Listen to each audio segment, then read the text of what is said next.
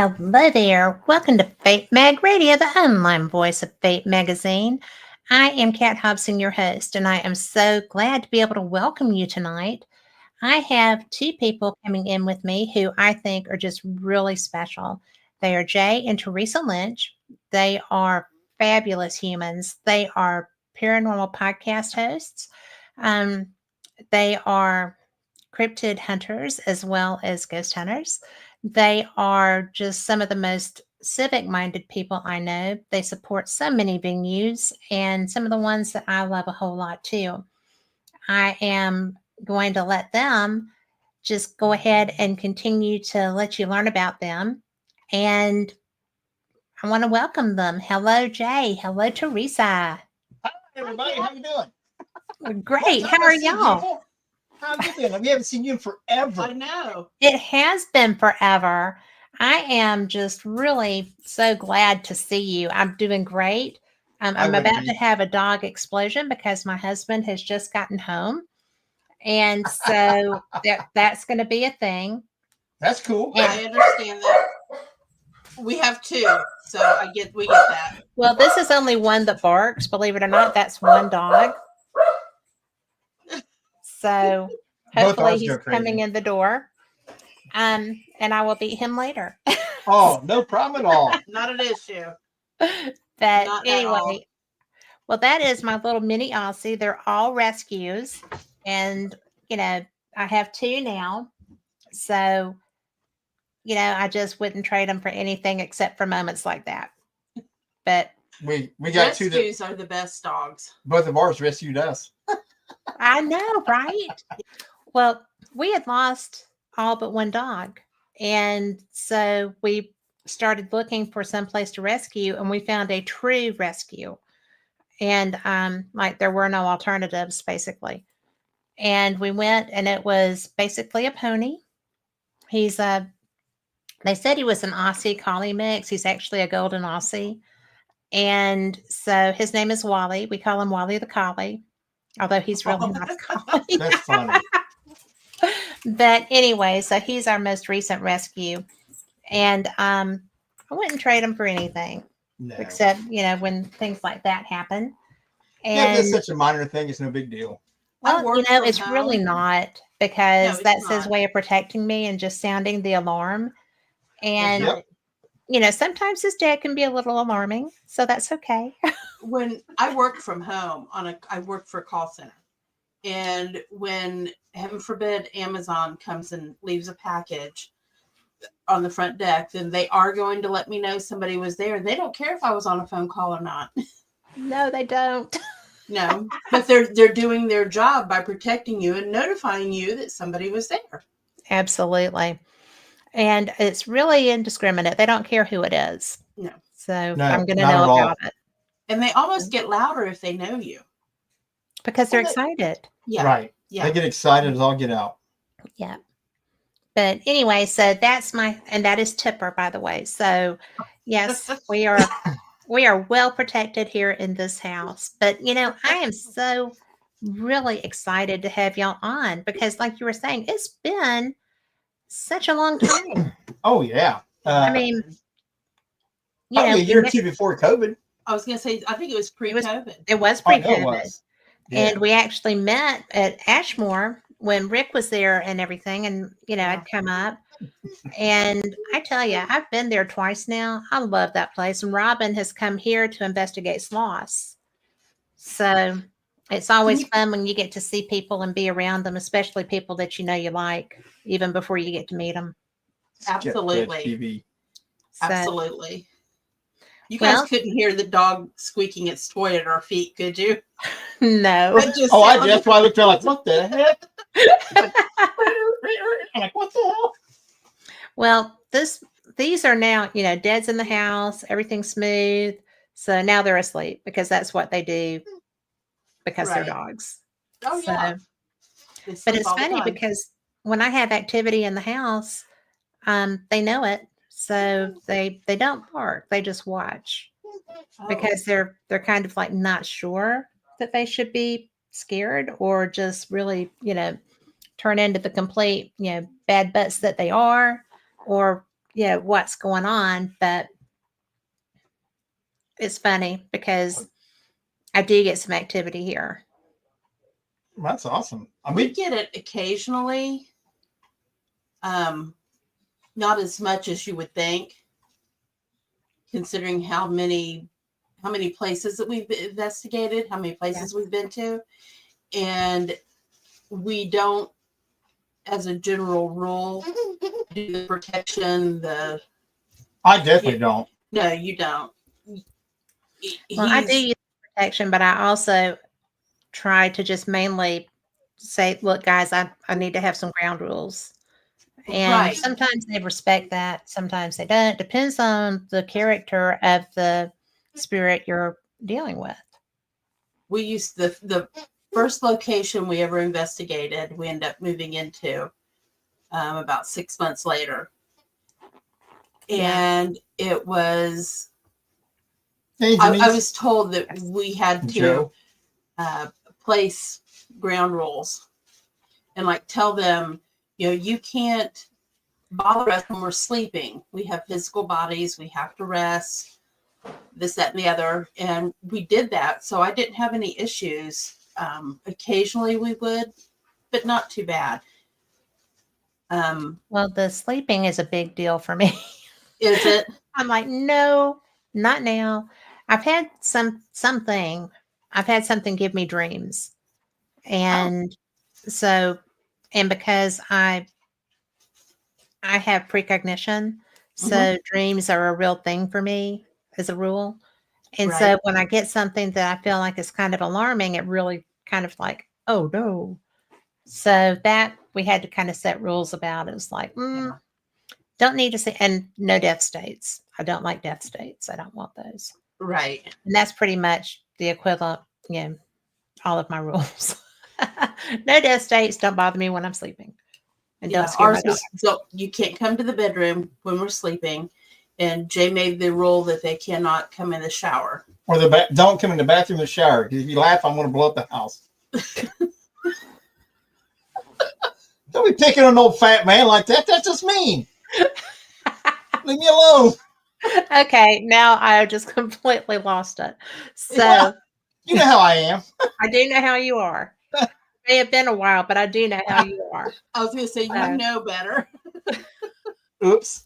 Well, the thing is I can just envision that conversation in your bathroom. Oh, right. It was a real thing. Oh, yeah. I believe it. This place is off limits. No bedroom, no bathroom. Leave me alone. Yeah. It's a real thing. We got Ghost Magnet Michelle in there. Hello. What's up, Michelle? Hello. So I miss her. Kudo and Skeptical Edge. Oh, she is such a sweetheart. She is a sweetheart. And, she's one of the kindest people I've ever had the opportunity to have conversations with. I really respect her. And she really is a ghost magnet. I have to like her because she actually likes me. Well, yeah, when she loves you, she does not let go. She's just that girl. Right. But we've got Denise in chat also, and Heidi Ho Neighborette, and we've got Lorraine, who is actually Lori Dorsey. She is my partner in crime. So travel buddy, she's in Ohio, but we meet around. Well, now we meet around the world to go investigate. We've been to Scotland twice. We're going to Ireland next year. But we've been to Savannah together. We've been to Atlanta. We've been to South Pittsburgh, which was cool because she'd never been there. It's a cool place. And it is a cool place. Oh my gosh. And the difference between before and after. Ronnie We haven't been there after. Oh my gosh. It's so safe and clean and beautiful. And really? Yes. And he has a second one. So we should just meet there. Don't threaten me with fun. Hey, I'm threatening you with a good time. Don't threaten me with a good time. But because I'll do it. The right place. Well, let's do it, and let's do both of them. Heck yeah! Okay. Don't threaten me with fun. Yeah, bring some friends. We'll have a good time. And I bet Denise would drive up from Pensacola for that. She just might. Bring some friends. We'll have a good time. I dare you. Yeah. Yeah, girl, you're coming. And Lori will drive down from Ohio. We're just going to have all kinds of fun. Well, we're coming down from Ohio too. We're coming from Ohio too. Yeah. Well, she is in Bellefontaine. Okay. I think is the name of it. About 45 minutes north of us. Yeah. That's not bad. No. No, so not at all. Careful. If it's the summer, she'll be on her trike, but I don't blame her. If I had one, I would too. she's a biker girl. They don't let me do that anymore. Too much medical shit here lately with heart and now the brain, and I'm just impressed I had either one of them. I didn't know I had them. Well, I knew you had a heart. The brain has always been a little bit, questionable, but I know how you love that one. So they did show me proof of both. Yeah. Yes. Well, you knew about the heart too. I might have, husband, you might have questioned the other. Yeah, right. No, you're a smart can't kill me dude. yet. You're a smart dude. So everybody I try knows. not to be one. I try not to be one. They make me do it. I want to have fun. Well, you do have fun. Oh yeah. You can be smart and have a good time. I get in trouble with that a lot. I've argued with some people about that in the past. Like, there's no fun in investigating. And I'm like, I would agree with you if you're in someone's home or business. Right. Well, not just behave, but be respectful. You have to maintain a certain level. And I'm going to use this word, even though there are no professional paranormal investigators. You have to maintain some semblance of professionalism. Yes. And on a business level, you must. They expect you. I mean, because if somebody has called you into their home, and I know this is where you're going with that,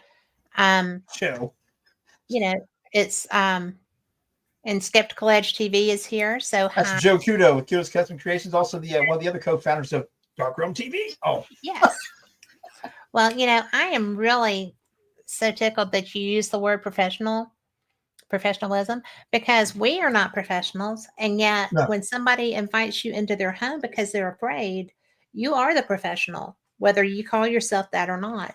No, you must maintain a professionalism about yourself. I agree with that 100%. They called somebody for help. Yes, but my thing always about it is I know that I'm going into a home where there are people who have issues, they're afraid, they're scared, or whatever, especially if there's children. Yes, I know that humor and coming in from a different approach and lightens up the mood, and it gets them to relax and feel more comfortable with you. And they usually tend to open up and tell you more than what they would tell you any other way. Absolutely. Because now you've now developed an emotional bond with them. You've really gave them that ability to feel at ease and to feel more comfortable with you and solve your personality and to be able to relax a little bit. And it changes the dynamics of your relationship with them completely. Instead of coming in being completely professional, we're all going to do this by the book, and we're going to be real serious. Yeah. Real serious can, especially with children, real serious will scare them even more. That's true. It does, because if you're taking it this seriously, then, oh my God, it must be so bad. Right. Right. I get that. Your job is to first put the family at ease and get them to open up to you, because and once they put them at ease and relax, they will talk to you so much. They will talk to you differently. And if you're just coming out, they'll follow you through the house. Right. And they will work with you. You will give them that security to feel comfortable enough to stay with you while you investigate the home. Because I always make them stay with me. I always want them to stay because I want to be left alone in somebody else's house in case they say I stole something. Because you're scared, right? Well, yeah, exactly. But terrified. Terrified. But we're there to help make them feel comfortable in their home. And how can I make them feel comfortable in their home if I have them leave their home? That makes no sense to me. So we've always done it this way. Well, this has always been the approach that I've taken. Also, if you're going through the house and they're not with you, they've described the activity to you, but they're going to recognize it on the spot. They're going to know that's not the ice maker. That's not the heater. Right. That's not the AC kicking in.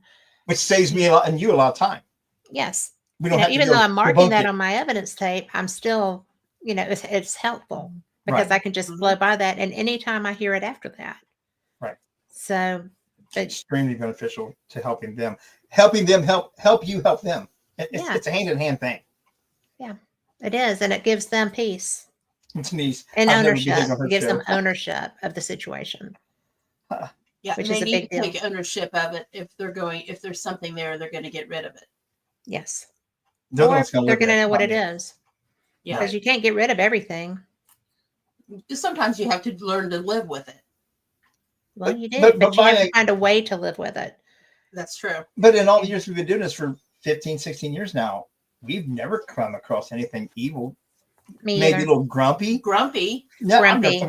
Evil? Not even evil. Demonic? Absolutely not. Nowhere near. I haven't had demonic. I have had somebody who sent something to me who did, I did have to get Frank Lee to help me cleanse my home. So, Frank's a which great let me guy. tell you, that was an act. It was hilarious because he saw something I didn't. He's a non-believer. I'm kind of a non-believer, but he That's saw the right it. way to be. He saw it, and Oh he went wow. very quiet and very not doing his job part of what we were doing. And I'm like, Frank, Frank, you're supposed to be spraying the holy water. And you need to say amen when I say amen, So, Right. but it wasn't that he was afraid. He was disconcerted because he was not a believer in this situation. And then he And y'all saw. know him well. Y'all know him well. Oh He yeah, is Frank's a such great an guy. analytical human. He is a great guy, but he's so analytical and he's so brilliant. And he was just kind of taken aback. And he didn't tell me what he saw until we got through. And we were on the phone with Kevin and Jennifer Malik, who Jennifer had talked me through what I was needing to do. So we were doing kind of a post game meeting kind of thing. And that's when Frank said what he saw. And I was like, you couldn't tell me that? He said, not at the moment. No. I was like, Don't have okay. words to tell you either. He did. I don't think he did because, Yeah. when we were doing the post game recap thing, he was like, it was like a dude in a black morph suit. It's like, I That's don't weird. have a dude I have an alien, but I don't have a dude in a black morph suit. Never have, never will, because Right. now I know what that looks like. But, it was just one of those things that, and for him, for that person to be the one saying that is somebody that I would, if he told me that the sky was purple today, I would take it to the bank. I mean, that's a honest, upstanding human Absolutely. and a Yeah, he skeptic, is. Them. a healthy skeptic. And the best way to be if you're going to be a paranormal investigator, in my opinion, you have to maintain some form of healthy skepticism about you, Yes. because everything isn't something, and we've seen that. And Right. very few things are, going to be bad guys. Right. They're just humans. Sometimes they're pissed off humans or Right. just They're a grumpy. disgruntled. Yeah. I mean, they're dead. Hello. Right. They did not Right. anticipate having a good time there. It's So, sometimes when we're investigating and I'll be getting stuff in and like I know for a flat out fact what I either heard or saw as a medium. But I'll mention something and he'll say, well, maybe it was no. If I heard it with my ear, I would have said okay, but I didn't. So, but we've investigated so frequently, so much together every time that if I say something, he'll say, "How did you hear it?" And then he'll know. If I hear it psychically, then no, it's not something that's going to be the ice maker or the refrigerator kicking on or something like that. It was actually what I heard. I haven't really thought of it that way because I always just call I have a knowing, but that's kind of what that is, Mhm. And like I will just be getting that, and I'm a sensitive. I don't consider myself a psychic because I can't turn it on and off. But when it's on, it's on. Right. And that's kind of a freaky thing to happen, when you don't think. But I've always known. I had to learn to turn mine off. How do you do that? The way that I was taught. Oh. The way that I was taught was that, like when I was so sick back in January and I was in the hospital. Mm-hmm. If you're a psychic medium, the hospital is not the place you want to be. No, I watched a gentleman walk out of a closet across the hall. I'm just trying to figure out when you ever want to be in the hospital. When I what? When does anyone ever want to go? Oh, I really want to go to the hospital. Walk across my bed and out the door, and he was a spirit, and I was like, I'm too sick for this. I can't deal with this, so I turned it off. Right. But what I did is it's a light switch. Okay. I just flip it off. Or if you just want to tone it down some, you can pretend it's a dimmer and just turn it down some. I can't afford to get any dimmer. I know, you're a dimwit. She doesn't turn you down though. No. Yes, she does. I mean, No. Oh, But please. that's how I was taught to do it. Okay. Was turn it off Well, and I've on, been- and then you can do it at your will. Well, I've been told about the switch, but I haven't found, and like I said, I'm not psychic. I mean, Denise is psychic, you're psychic, I'm sensitive. There's a Right. big difference, but And there's a sometimes it's stronger difference. than others depending on what's around me. Right. And it depends on, where I am too, like emotionally and Mhm. such. well, But see, I'm gonna say I'm not I'm any of these things, but I observe a lot, Mhm. and even with sensitive psychics, it doesn't matter. Depending on where your emotions are at on all of you, it does affect how your readings come through, anything like that. Yeah. Absolutely does affect it whatsoever. Where your headspace is at, whether you guys have cleansed yourself, whether you guys have cleared your mind. If you don't go like that, then your readings are totally different. You can go in a room and read it one way, go back out, do a little bit of grounding, stuff like that, come back in and completely different. And I've noticed that big time about y'all. well, that's pretty true. But also, Clap. Joe says, get the chopper. Clap. It is so much easier. So, okay, I like Joe. Oh, he's Oh, a good yes. guy. But, It's his fault that I'm involved in the paranormal. Him and Teresa's. Really? Oh yeah. Joe was Well, in tell our me about first- Joe. The first time we went paranormal investigating, I took Teresa and my niece to Poasttown Elementary School for an open investigation. We had never been. I wasn't skeptic. I was dismissive. Had no belief in it whatsoever. Oh, say skeptic is not even what you were. Thought it was all just bullshit. Didn't care. Okay. Wasn't concerned about it. Met Joe Kudo and Brian Hensley that night, and Joe and Brian sat there till 7:30, 8 o'clock the next morning, talk with me all night long about this stuff. Different theories, different ideas. And Brian said something to me that totally flipped everything in my mind. Because I always hunt, fished, and farmed. I grew up on the outdoors and stuff like that. And Brian goes, okay, so you go fishing. You fish all day long. You don't catch anything. I'm like, it's happened a lot of times. He goes, so the fish don't exist. And that simplistic form of putting it made my mind flip the other way to realize that it wasn't the fact that something was there or not there. It was the fact that my mind was dismissing it like it didn't exist or wasn't important enough to even acknowledge. And that wasn't anything about the paranormal. Wasn't anything about the world around me. That was all about my own arrogance.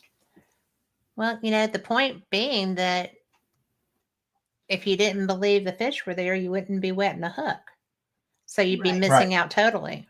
Right. So that's what I'm saying. Though it showed it wasn't nothing but my own arrogance. Nothing else involved.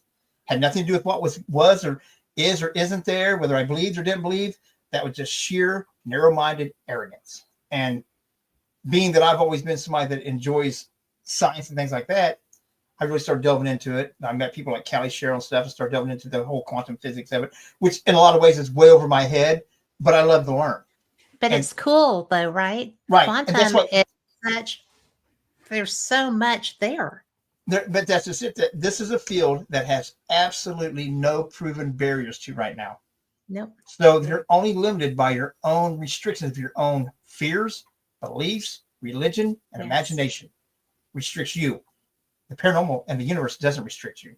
You restrict you. And that's what I've Yes. learned. So I've just went hog wild with it and I have no limits. When we investigate, everybody talks about shielding and all that stuff. I go and I say the same thing everywhere we go. I don't care where we go. Mansfield Prison, Ashmore Yeah. Estates, wherever. You can hit me, kick me, push me, scratch me, channel through me, or possess me if you think you can. In 15 years, nothing's ever happened. I told him, I said, one of these days you're going to do that. And it's going to be something that I can't clean up. But some people. I do. Right. We know enough people. Speak And up. I, There's and people I, out and I, there. and I So- trust enough people. I've learned to trust enough people and Yes. to develop those bonds and to network. That's the biggest thing I tell people all the time first getting into the film when we first meet them. Network, meet people, learn people. You'll learn something. Teresa says all the time, you learn something from everybody you meet. Either it's going to be something you like or something you don't like and don't want to do. It's true. But you still learn a lesson. Either way, you still learn something. You take something from it every single time. I love when we worked at Poasttown and we did the open investigations. And I liked the people that were No, Joe. newbies. I enjoyed that because they have fresh eyes. They're not tainted. They haven't been told, no, you're just Yeah.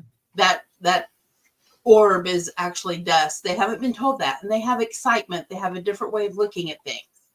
Yes. And I'll tell them, investigate with as many people as you can. Don't limit yourself. Absolutely. Because you will learn something from each person that you come in contact with, including somebody that's been in the field for a long time. They're learning from you. I learn all the time. Absolutely. But it may be something that, hey, I liked the way that she did pendulum work. I want to try that. Or I thought that her pendulum work was really crappy and I don't ever want to try it. Or I don't want to do it that way. Yeah, I want to try Everybody it a does different it a way. little It can different. be either way. You learn something, or it's either good or it's bad, but you learn something from them. And isn't that just the gift of this field? Absolutely. And actually, I guess it's the gift of whatever you're doing. Life. You have to be open to ideas, and you have to be willing to just kind of open your mind just that little bit. Right. Just that little bit, like with the fish. Yep. Or just get it explained to you in such a way that it makes sense to you. See, I get in trouble a lot where I ask a lot of questions of people when they're doing something, and they always think I'm trying to bash them or something like that, which not. I want to understand everything that you're doing. I want to understand why you're doing it, what's your reasoning behind you're doing it, how you're doing it, how you came up with this concept, why you went this direction with it. And it's not so I can tear it apart, so that I can understand that if I do have questions about it, I can ask an intelligent question about it, so I can progress myself and learn possible for that and say, you know what? I like your idea here, here, and here, but I think I would rather do this portion a little bit different. And do you care if I take it and go in another direction? And I've never had anybody tell me no.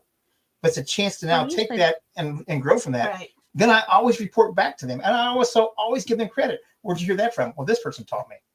They told me how to do it this way, but now we've progressed to that way. And it's always a chance to continue that networking, continue that field of and that's knowledge. what it's all about. Absolutely. And that's one of the things that I'm almost envious of being in the area that you're in, right? Because there's so few people here that I trust to investigate with, because most of it is like television based wannabe, Right. that want to be famous, want to be whatever.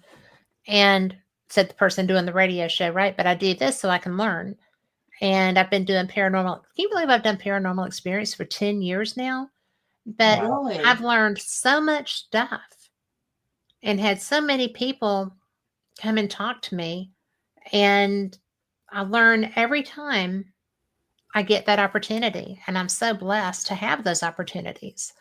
And it's really, I'm just like y'all, I go out. But Joe has a question.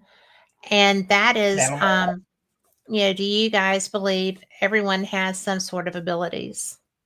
Do you think they're innate? I don't. Because I know I don't have any abilities. I don't think that everybody has them. Not as far as psychic, sensitive, and all that kind of abilities. Everybody has an ability, absolutely. But it's always not that kind of ability. It's. I think people are born with the ability. And that, because if you think about it as a child, if you were scared because you saw something, you were told it really wasn't there. You didn't really see that. It's not real. Yeah. Sorry. It's not real. It's not, you really don't see anything. So I think that you learn it gets turned off. If it's not real, then why am I? Yeah, it's shut down. But it goes, you shut it off. Right. But that's where I learned the opposite ways, because when I was a kid, we thought we saw something, we were scared of it. We were told to go ahead and catch it, try to catch it, and trap it, prove that it was there. So if we couldn't catch it, we couldn't trap it, then it wasn't there. Yeah, but you guys were different. Yeah, my grandfather tried to scare us in the house when we was kids. I was probably about 10, our brother about 11 or 12. Told us the boogeyman was going to come take us down to Kentucky if we didn't go to bed. Because, when the sun set behind the mountains and all the skies all lit up, that's the boogeyman. If we didn't go to bed before dark, he'd take us away. We came up till 3 o'clock in the morning trying to set traps, trying to catch him. See, they weren't normal kids. Since we couldn't catch him, he doesn't exist. We weren't taught that explains a lot, doesn't it, Jay? We weren't taught to fear anything. We were taught that life is about the experience, and if it's out there, and if it's truly there, you can experience it. Yeah. We knew that deer were there because we could hunt them, we could see them. Right. We knew that the crops would grow because we knew we could plant them. And everything was on a practical, realistic situation. It wasn't about what ifs and buts. It didn't matter. In fact, my dad's favorite saying was, if ifs and buts were candies and nuts, it'd be Christmas every day. But it's not. Deal with the reality of what you're doing. Deal with And what it's you It's funny actually not a bad because- way to grow. No, it's not. But Yeah, it's also not. but it's also a way that you keep a very closed mind, and you don't learn to open it up to try new experiences and try new things and to get adventures. So I grew up where I had absolutely no compunction with trying adventures and stuff. I've beat the hell out of myself for the years. Yeah. I mean, the reason why I don't have somebody here having a trike. I don't have a trike every motorcycle anymore because I've wrecked 4 of them. I barely walked away from them. It's time to quit. I'm a dumbass. Well, I had a motorcycle wreck. It made a whole different person out of me. We have a Right. question here, and I'm going to, full disclosure, this is my kid. so, Okay. so hey, Allie, I love you. It says, if we aren't born with the ability, can we learn? Or if we are born with it, is it our responsibility to develop it? If you don't want to develop it, you don't have to. If you're born with something, Nap time animal. like she probably sees and hears things and doesn't know how to handle it or address Well, it. she does because her mom is. Mom can help her. And no, I'm just saying, if she Yeah. wants to continue with it, then she can do so. But if she doesn't want to, if she does not want to have any, my son has abilities and he wants nothing to do with it. Nope. Really? So we shut it down, and he's never. He never still opened it sees back and up. does things. He's just like, well, what's And going on? But he's like, Nothing. nothing. Let's go away. So I think that yes, you can develop it, but only if you want to. If you don't want to have anything to do with it, Allie, I don't think you have to. Thank you, Allie, for asking that question, because now you made me question something on my own. What I said earlier. If we aren't born with the ability, that kind of goes back to everybody's born with something. Can you develop it? And do you have the responsibility to develop it? You don't have the responsibility to anybody but yourself. Right. And to do what you're comfortable with for yourself. But I think when I say no, not everybody's born with the ability. Everybody's born with some kind of ability. Just not everybody's born with the psychic or sensitive or anything like that. Mine's more practical. I'm more theological and things like that. I've explained to Scotty Rourke, bless his heart, me and him argued about it because everybody's born with both. I'm like, I disagree. I think there are people like him and you and Teresa and stuff like that. You guys are born of the ethereal. You guys are spiritual or anything like that. But there's some of us that are born. I told Teresa before we ever got involved in paranormal, when we first got together and stuff, I told her, I said, I've lived 1,000 lifetimes. I've lived 1,000 more. My life as a Scot-Irish warrior is I fight, I defend, I die. That's my job. Somebody has to defend the line to protect the others. That's my ability. That's what I do. I'm grounded. I'm practical. I'm on the earth. You guys are above that. That's your job. That's your spot. I have no problem with my destiny. I've accepted it over many lifetimes. I'll accept it over many more. If that's what it truly is, if I truly still believe that. Getting into paranormal, I've kind of backed away from that thought process, but I say it all the time. My ability isn't that. Your guys' ability is that. And that's to teach and to educate and to move the society and the people to another level. Our job is to defend it. Our job is to hold the ground against everything evil. That's our job. That's But you know what? That is a destiny, and it is a job. Right. And when you're Rick McCollum is that person, the guy that founded Hollywood Ghost Hunters. Yeah. He is that person. Show with great power comes great responsibility. Yeah. Well, yeah, I know Joe is. I like Joe. I think that I would like Joe. So just saying. I'm gonna say this. I hope you don't hear me, but I love him like a brother. Yeah, I said the L word, asshole. Well, Allie said that. Allie says, "Oh, I want to." It can just feel scary sometimes. It can feel scary sometimes. It can if be it's scary. Not. How do you deal with that? If you're learning and you're I would not do it by yourself. Never do it alone. Yeah, be with somebody you know and trust. Be with somebody you know and trust. Even like I've been able to channel several times. I try. But I don't. You don't like me? I won't do it unless I have somebody there that I know can pull me out if they notice that things are going bad. Joe. Ooh. Right. So how do you ascertain that something's going bad? What is your first sign? Sorry, my pyramid's fine. attacking. Jay, Jay will notice if I say that I'll tell him I'm going to let this person in. They're really wanting in. I'm going to let them in. I would do it with my friend Tina Paradis-Shane out of Canada. I would do it with her. I would do it with Jason Arthur. There are a few people that I would do it with. Joe with take care of Joe. Joe would take care of me. Joe, if he couldn't, he'd just call my dumbass. Right. Well, But when the breathing starts getting erratic, it starts becoming a physical change. Mm-hmm. Then that's a huge, that, for lack of sounding stupid, that's a big no-no. Right. Well, You it's know, because you're being affected in ways that can harm you. my voice can change because it's not really me, it's them channeling through. So my voice can change. But other than that, it normally kind of stays even keel and we just get the information. But if something starts going awry and Jay notices it, or Jason, Joe, they'll pull me out.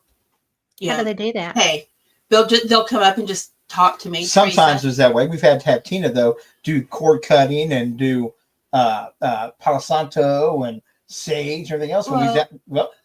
Hell's Bar Dam. You got. I wasn't channeling then. Don't you blame that on channeling? But I'm saying you're allowing something in. Something got in. You challenged it. It stepped up. It kicked your ass. And it took more than just my touching you. You stepped outside of your comfort zone. You pushed farther than what you'd ever pushed before. And you pushed something that pushed you back farther than what you could handle. Yeah. It took a lot more than just my come up and talking, doing all that crap. In Hell's Bar Dam, I pretty much got my butt handed to me on a silver platter. But you challenged. Did the Palo Santo help? No, it did. It took Palo Santo. It took sage. It took cord cutting ritual. There was a lot that had to go on for me to, and that was all in a hotel room. Oh, okay. Yeah, it was really. Yeah, they thought we smoking dope because of the sage. Yeah, that gets that reaction a lot. Yeah, I had to call. Like, no, dude, I'm okay. Man. We had to do the phone a friend. Help me. I was so sick. We've been married 38 years. 36. Together 38. Sorry. I've been with him forever. Yeah, it looks like it's going to be shorter than you thought now. Right? At least I know how long we've been married. This is true. But I know. I pay attention. When I had smarted off at Hell's Bar Dam and said that not a good place. No. And you've been there? No, I've just heard. Okay. There's an area that a bunch of underground tunnels come together, and they have like a round picnic table, patio table or something sitting there, and it had chairs around it. It was a really good place to do sessions.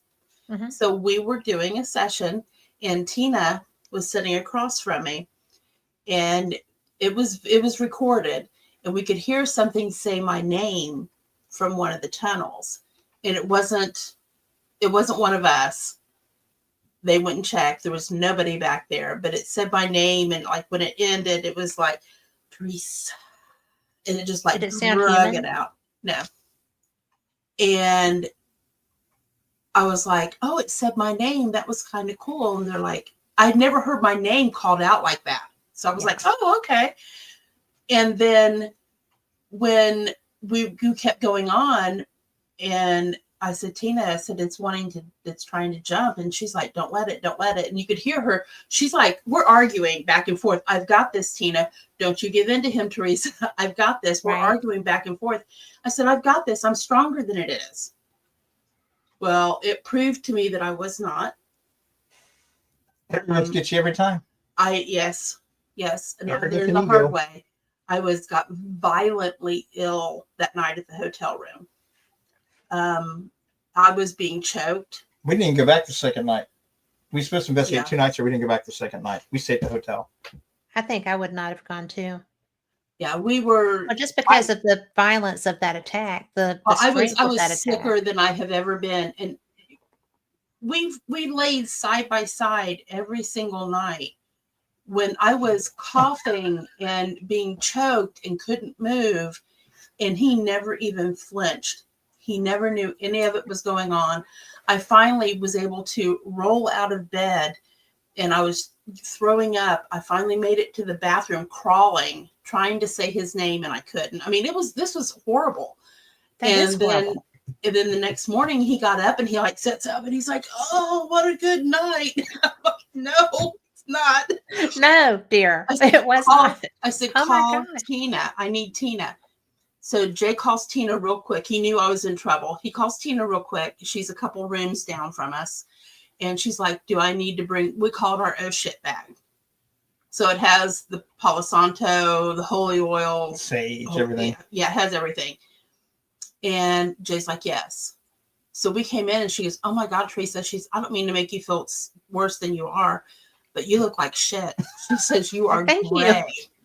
Yeah, Oh she my said, gosh. your color is literally gray. And Were you still having difficulty breathing at that point? yeah. Yeah, it was horrible bad. But on at that the same time- aspect, I couldn't tell because of the physical things that were going on. It had signs of like a flu or pneumonia or Yeah. food poisoning. You have severe asthma. All those things are actually symptoms of chronic illnesses that she already has. So Right. having them all trigger at one time, though, is extremely odd. Yeah. Me being me, the practical person, I'm like, well, here, let me get your breather, your puffer, and all this other stuff. It's like, I don't need that. I knew that's not what it was. So I was looking at it for more of a practical sense and a medical sense from what I know on that side. And it wasn't on that side. Tina was the only one that actually, nothing I gave her would help her. Everything that Tina did. She came back from what Tina and her did together. And there's some other people that helped her there. Tina was there. Brandy was there too, wasn't she? Yeah. And Brandy went on that one? Yeah, she wasn't there on that one. Margie. Yep. And Jax. And then we called Angel. Night terrors. I would. I've never had a night terror. I've never had anything to do with night terrors, thank God. I feel for anybody that does, because I can't imagine being that scared. To be perfectly honest, I rarely remember my dreams. And I know that everybody dreams, but they say you have to wake up during them in order to remember them. And apparently I just don't wake up. I don't anymore. I used to, my dreams were always, well, I have had prophetic dreams all my life. I can imagine. So it's weird. But, and, I wouldn't know until I was in a scenario. And I would know exactly what was going to happen, who was going to walk in the room, what the person that I'd never met before, his name was, and where they were from, that kind of thing. And they were always protection for me. It was a situation that I needed that information. And Allie, she's, I have taught her to protect, and I have taught her a lot over time. But it's really the night terrors thing. I would have dreams that would end poorly. And they were also prophetic because my deja vu is not just deja vu. I have it all the time, less since I've been going through menopause and whatever. The hormones aren't quite as bizarre. But I've always known, prophetic, protection, whatever. And so, but I've never been so locked down that I couldn't get out of it while I was asleep. Right. That would trip me out. And I think that's what she's talking about. Yeah, the whole damn froze and couldn't move. Yeah. Yeah, I can't even imagine that. I can't imagine that either. I do think sometimes that the night terrors are your warning system. It's almost like it's scary when it's happening. But I do think that depending on the level of terror, I think that the horrible dreams that I would have were protection dreams. So that I would know the name of someone. I would know a voice. Right. Now things like that. I have heard of people having the night terrors where something is attacking them, as far as being, they're being held down by What's up, Ed? an entity of some sort, Yes. and being terrorized by that entity. To me, that's totally different. And when you dream, that is the only time that you are completely vulnerable. Yes, you are. And that's the reasoning that a lot of times your loved ones will come through in dreams to you, because it's easy. Yep. You don't have your walls up. You don't have your barriers. It's easy for them to do it at that time. I was doing where I was traveling a lot in my sleep, and I would wake up and I would be like sore, where I was clenched up all night, and I was doing whatever on a different realm, apparently. And I was told that I had to ask my spirit guides, please keep me in my body tonight. Let me sleep. Let me get peaceful sleep. So I started doing that, and it finally broke. How But long it did was it a take? long time. It took probably 2, 3, 4 months. And I would do this nightly before it would finally. So you were Right. astral without trying to be. Yes. Wow. It was like I was being pulled, is what it felt like. Like I was being pulled out, not just doing it willingly, but I was being pulled out. What did you feel like was the purpose behind that? Why do you think that started happening? I honestly don't know. It was almost like I was battling on a nightly basis, whatever it was. But I mean, thank goodness I didn't end up with any. You see the movies or whatever where they dream that somebody grabbed them and then they have a bruise on their arm, or Yeah. a nail scratch, No or bruises. something. No bruises, thank goodness. I That don't would know be what I would. trippy. Yes, it would. I don't know how I would respond to that myself. Absolutely And not a bother, Allie, Allie. yeah, mine were preventative. Mine were protection. Mine Yeah. were to be aware of situation and pay attention. If I Yeah. saw a sign of something that I saw in my dream, I would be aware. Right. And that And triggers you. That's probably your guides getting to you, yeah. and knowing that she'll listen when we do this, and she'll pay If she sees attention. it, yeah. If she sees it I in will- her real it'll- life, she'll it'll recognize trigger. this. Yeah. Yes. Trigger. Thank you. That's the exact word. Thank Yeah, you, Jane. it'll trigger you. Yeah. And Because Allie, you're no bother at all. Absolutely not. We try to answer questions, but I'll be the first one to tell you, if I don't know, I don't know. I'm not going to give you some kind of BS just to give you an answer. I will go see the people that I've networked with that do know, and try to put you in contact with them so you can get the Yes. answer that you need. I may not know, but I know somebody that probably does know, and I'll send you there. Well, that's one of the benefits of what we do, right? Because we talk to people from so many different walks of life and so many areas of the paranormal, ufology, spiritualism. Cryptids, There's, everything else. yeah. And, see, you with cryptids, that is my hard no. I do not. Now, let me just say that I go places like in Scotland, the unicorn is their national animal. Okay. A mystical animal is their national animal. They're Okay. posts all over Scotland. That is their Yep. animal. But to go out actively seeking, if I'm looking for Harry from Harry and the Hendersons, I'm good with that. If I'm going looking for, not so much. Right. But Not so see, much. that's where, when I first got involved in the cryptid community, I got in so much trouble. I had Why? some of them get mad at me, wouldn't talk to me, said I was just making a mockery of it. Imagine that. This Joe got told the same thing about the paranormal. He's making a mockery of the paranormal. So, but No, thing not is- you.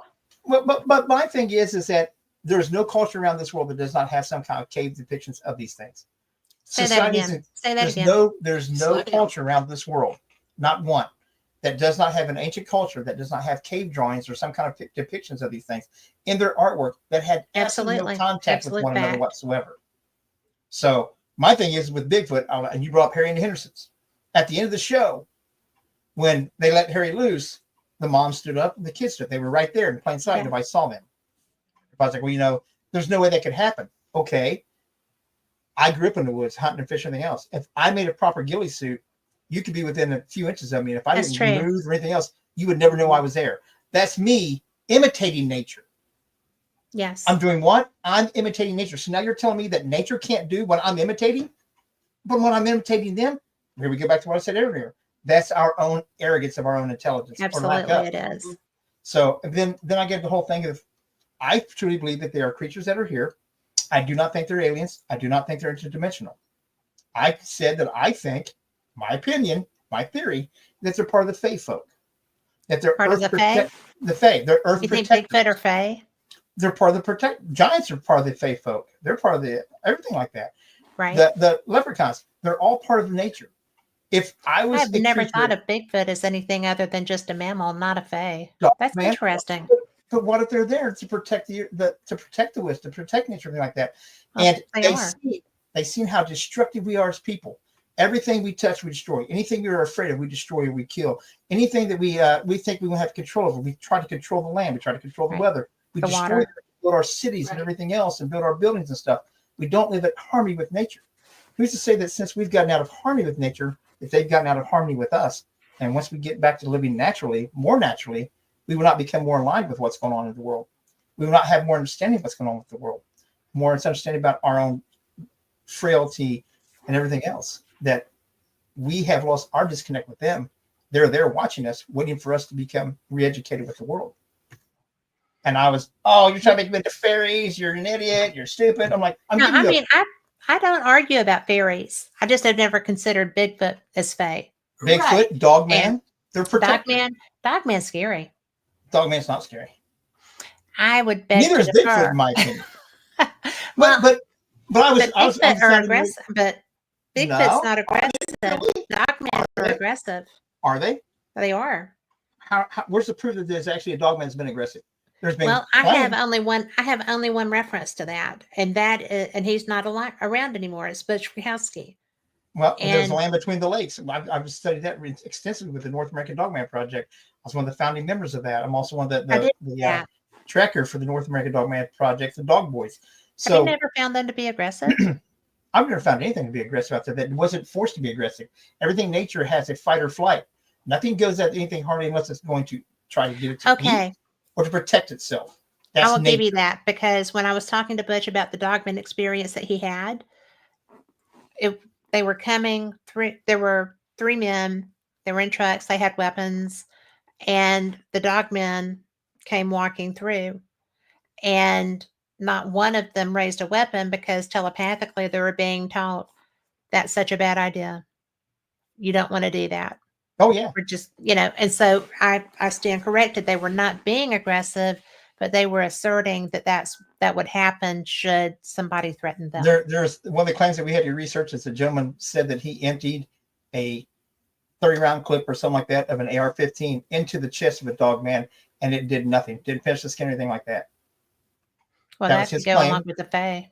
But that's what I'm saying. There's who's to say that it's not something more simplistic than that? That most things that we do in this world as human beings, we are arrogant as hell. We think we're the most dominant, most intelligent species on this planet, and we think that we have a control and handle everything, which we really don't have handle over nothing. We are so frail and so at the mercy of what's going on around us every single day of our lives. And who's to say that isn't the reason why they stay away from us? Once we realize our existence of how we should be, then we could be more along the lines with every bit of this. There's no culture on this earth that doesn't have depictions of these, of Bigfoot, of like Loch Ness monster style creatures, of dogmen, of elves, of fairies. If they're everywhere, they had no contact and communication with one another. Then how do they all know this if they didn't truly exist? Well, and like you said, they're everywhere. Hieroglyphics depict them. They are everywhere, and it's they're like natural. aliens. It's like aliens. Right. But they are part of the natural world, the creatures that we're discussing. Fight or flight, survival, but I do think they're scary. Protection. They can be scary, but they're usually only scary to either a bear 90% of the time, or even out deer hunting, a large buck will come at me and stuff like that. And it's happened. They'll paw the ground, they'll snort, they'll wrap on their back legs and slap their hooves. That's an intimidation factor. That's just trying to say, hey, look, me, I'm big, I'm bad, get away from me, don't mess with me. Even though they are an herbivore and they have no form of true defense besides their antlers, they have no way of really protecting themselves. But they still try to be that imposing because they have that fight or flight. It's a natural instinct. It's what animals of every species, not even humans, we try to puff up and beat on our chest. Guys, a bunch of drunk guys in a bar. I've seen that. Oh, it's I've seen that behavior. Yeah, and or more than once, or two even guys with alcohol not involved. Yes, indeed. Well, yeah, even without or two guys trying to get the attention of one of the same young lady. They're the same thing as two rutting bucks. They'll stomp around, beat on their chest. Oh, come on, it's all part of the natural order of things, and that's why I try to tell them that we're looking for a extreme answer to something that's probably simple, but we do that as a human being. We overlook everything to try to find this deeper, bigger meaning when the simple meaning and is so easy to accept, but it's so simple and it's right in our faces that we don't want to. We don't want to accept it because it can't be that easy. Why can't it? Why can't it be that simple? A lot of life is simple if you just give it half the chance. My life's completely simple because I do what she tells me. Oh.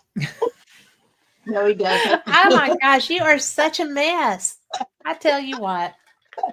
And my southern did just come out, but I don't care. You are a mess, Jay. My hillbilly from Kentucky comes out all the time. I can't help it. We are what we are. That's right. So, and I'm sorry for drinking in front, but no, I've been trying, but mine's empty. Mine's empty. Oh. Well, I have become addicted to having a beverage. So I have to also. I do want to ask you something because when we were talking about the spiritualism, Allie popped in there and said, are there examples of what sets apart the things that you can recreate? And you just see them. I mean, the situations that you were being warned about, you'll find yourself standing in that environment. Right, Teresa? Is that how you view that? It'll be. There you go. It'll be, I know that name. I've been here before. Yeah. I've had this feeling before. I recognize that man, even though I've never seen him. Mm-hmm. And then you'll start remembering things from your dream, and you'll be like, "Oh crap, I'm out." Yeah. I mean, that was my reaction. Turn around and go the other way. Yeah. See, I want so bad when you said you get a feeling. I was so bad. I thought the Black Eyed Peas. I got a feeling. Oh. Sorry. Oh my goodness. There's a reason I like you. I'm not right in the head. Yeah, because I'm not either, and it's a good mix, so it's all fun. Right. But boring, right in the head is kind of boring. It's not all it's cracked up to be. No. After I had that little incident the other week, I was in the hospital. Those little TIAs.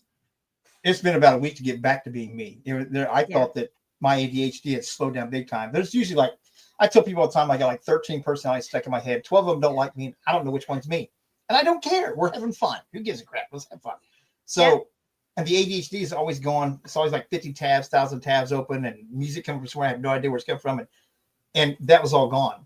It was really? Like a week. It was like a week. It's taken me a week to get back to being more of myself. And I told Teresa, it actually had me worried. It's like, how do you guys live every day with this quietness and only being able to look at one thing at a time? I wouldn't know what to do. Multitask.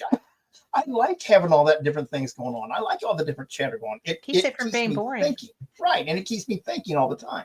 I never have to worry about it. There's always, if I get bored with this tab, I open up that tab and go to the next thing and the next thing. We go back to the over here. And I'm not like that. No, are you methodical? Because my husband is methodical. I don't know that I'd say I'm not methodical. I'm more methodical than you are because my dad was a drill instructor in the Army, and he got it before I was born. Okay. But we didn't have ADHD medicine back then. We had directions. And if you're going the wrong directions, you returned. Yeah, right. You go in the right direction. So it was always by the numbers and by the book. And I'm a very sticker on by the numbers and by the books on most things. On my day-to-day routine, I am very routine. I'm very methodical about things. I put my keys in the same spot every day, so I know where they're at the next time I need them. I mean, it's. I do that because I won't know if I don't. Well, but it has, just in case. I know the slice little thing moves in my stuff, I know it. It's just the same spot, same way every time, every day. If it moves, if Teresa goes in there and moves it, just my hat just a little bit, I'll notice it as I walk in the door. Please mess with my hat. I just moved it. Okay, make sure somebody wouldn't. I just so because of that, I've gotten very and plus with hunting and fishing things like with hunting, you have to pay the detail. Yeah. And we were taught when we were hunting, we were taught that it is for food. This is not a sport. This isn't a game. This is life and death. If you're not going to process and consume what you're going to go out and hunt, you don't go hunting. We were taught that you had to be ethical. You had to be careful about it. You had to be quick and clean about it. We were given one bullet. If I went out and I missed, I didn't get another bullet and I didn't wound it. If you wounded something, you tracked it until you found it, and you made sure that you dispatched it quickly, mercilessly, and be done. You don't make anything suffer. You torture nothing. So it was very methodical growing up. Everything had a set rules and set guidelines. Everything had a thing about nature too. It's always about the natural process of things. So I'm more methodical than she ever thought about me. Completely. And I'm surprised she puts up with shit. I'm more more laid laid back. back. Whatever. Yeah, I'm more laid back. It's like I'll be doing something and I get pulled over here to do something else. Oh, I'll She'll get to forget that in a about that minute. later. Yeah, I'll get to it later. I gotta go back to it. I gotta fish it. I'm the guy that comes in the door. I get off of work before she does. She works from home. I'll come home. The first thing I do, unload the dishwasher, start reloading the dishwasher, start a little laundry. I got no problem with that. Every day. It's part of the routine. I got to do it. I would be okay with that. Yeah, it's okay. Yeah. I'm an idiot. But he has But I'm like harmless. he does all this stuff, and then he has his downtime in the evening. I play Fortnite. Where- Where I work on a computer all day, and I talk to people all day in a call center. So I just want to take downtime for 20 minutes that is and do downtime. nothing. But for me, that is downtime. Being ADHD, doing other things is downtime for me. I'm not doing work things. I'm doing other things. That's But true. I still have to be doing things. You stepped away from your norm. Yeah, Right. I do other things, but the other things I do still has to be somewhat semi-constructive. Because if not, then I get bored with it, and then I'll go do something else until that's boring. Then I'll go back to that one. Then until that's boring, I'll go back to that one. I cannot tell you the Changing number. channels. I can't tell you the number of movies that we have started, Oh, and Guilty. he'll say, shut up, Joe. Hey, Joe. I'm done with this. I'm just not, and he'll get up and leave. I'm like, okay, now do I finish watching this movie or wait for him to get arrested again? Yeah. Once I get bored with it, I never get He interested won't with it again. Yeah, he's done. Yeah, I would probably be that way. It doesn't have to have constant action. It just has to have a constant growth of the story. You know what I mean? Well, an evolution. It can't be Yeah, just stuck. yes. Yeah. It's like I tell a lot of people, and I know I'll use sex scenes in most movies. To me, they're filler that doesn't need to be there. Mhm. We get it. They're in love.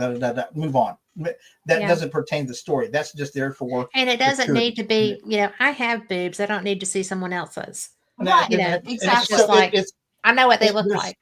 Yeah. and I get in trouble all the time with LAP Productions, and now with Dark Realm TV that we got with filming things like that. We're talking about getting into the filming some of the horror movies and things like that for the portion of our horror thing. And that's great.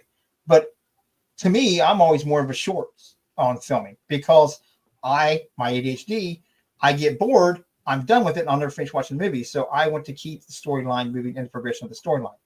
I don't need fluff and filler for me. That doesn't do anything to me. I get Well, bored. fluff doesn't do much for anybody, but yet people keep putting that in. Right. Right.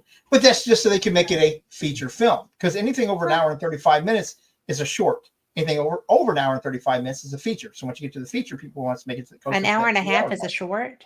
hour and a half unless it's considered a short. I didn't know that. Yeah, anything up to an hour and a half. Can be considered Okay. a short. So a lot of people, when you think shorts, they think of like little skits. Right. And- That's what but I thought they were. But I do, Me but too. that's a skit, and I do love those. Look how many me and Jason's filmed, me and Joe's filmed, me and Rick filmed. Yeah. I still love the skits. Don't get me wrong, but I'm more of and Joe and Jason they're more on the full feature length, and that's great, and that's where they take lead on it because my mind doesn't work that way. So I become a grunt and I do whatever they tell me. Hold this light, okay. Go fish that, okay. Yeah. Because they're more in line of what that needs to be done, what needs to be done to make that movie a feature film to make it continue and progress with the story. My brain would say like, I don't need that. That's boring. I don't need that. That's boring. So anybody Yes, else? that's why I'm good labor too. Well, with anybody else with ADHD, like, that's a great movie. It's short and to the point. Everybody's like, well, that sucked. I paid how much for that? So I have know, to right? them. But I So- like those. But that's like when I started with Right. photography. Everybody's like, Mhm. I wanted to learn about cameras. Yeah. And I was like, well, you got to do this. You got to do that. I'm like, look, take your Point, rules and shoot, stuff go and- on. Yeah, Yeah. take your rules and stuff. You got to rule the rules of 3. And I'm like, that doesn't mean shit to me. What does f-stop mean? What does this mean? What does this feature do? What does it? I need to know the functions of the camera. That's all I care about. I want I to learn have the to tell functions you of the something camera. about that. I am the queen of ADHD. Okay. Or at least ADD. I'm not hyper as much as I used to be. I'm slowing down. Anyway, but I am a photographer. And I was a professional photographer for some time, nature and wildlife, beaches and things like that, sold them in a few Love it. galleries. But no, point, shoot, if I don't like it, it doesn't get printed. But I have an instinct for setting a shot. Okay. So I would just be out. I would just go hiking. Yep, And That's what I do.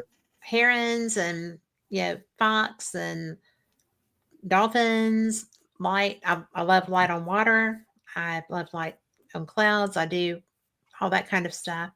And that's what I would sell because, down on the Gulf Coast at a gallery there, moved them like, pancakes that people are hungry. And so I don't do that anymore because I don't like manipulating my film.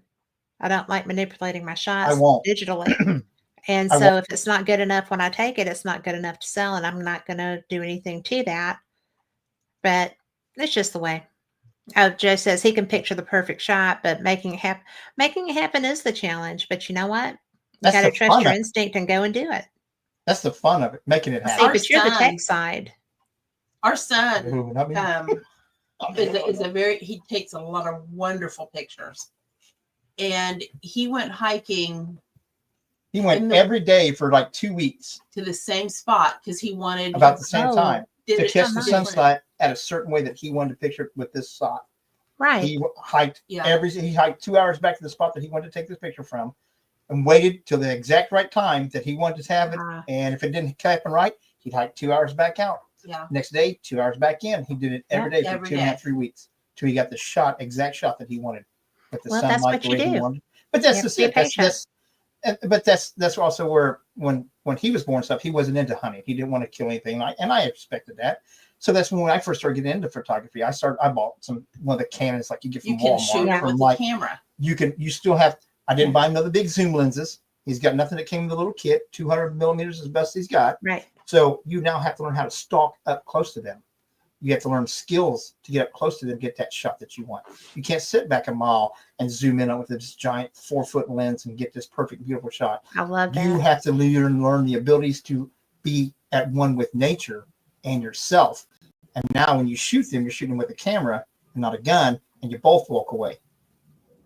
So, but he still had to learn the skills of the woods and learn nature to get close to And nature. that makes it to nice. photograph nature. So it put it on it gave him a chance to learn things from every level. I knew nothing about photography, so it gave me a chance to learn also. So as he's learning, I'm learning, so we're teaching each other and we're working together. It just gives us a chance to learn things together and learn a bond.